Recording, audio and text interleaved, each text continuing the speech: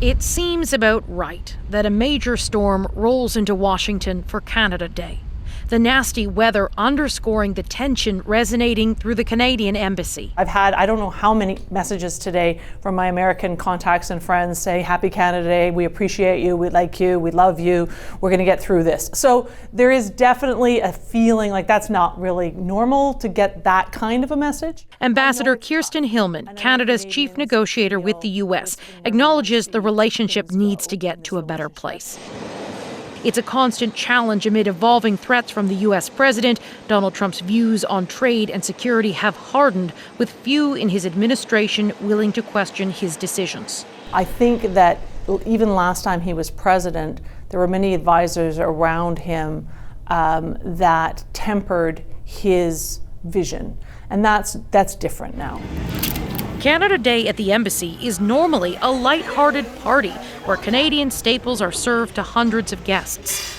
This year, displays of Canadian patriotism were met by apologetic Americans. Hang in there. I think there are a lot of Americans that support Canada and agree with the Canadian viewpoint, don't necessarily support how the U.S. is treating Canada. I would suggest that fundamentally, there's no problem in the relationship. It's bluster talk, and although I'm embarrassed by it as an American on some levels. That kind of message is welcome as tensions persist. What is it like to be a Canadian living in the United States in this moment? It's challenging, honestly. Challenging and disappointing, but it's also galvanizing. Because Canadians are incredibly strong, there has been significant pushback, and I think that that's a credit to Canadians.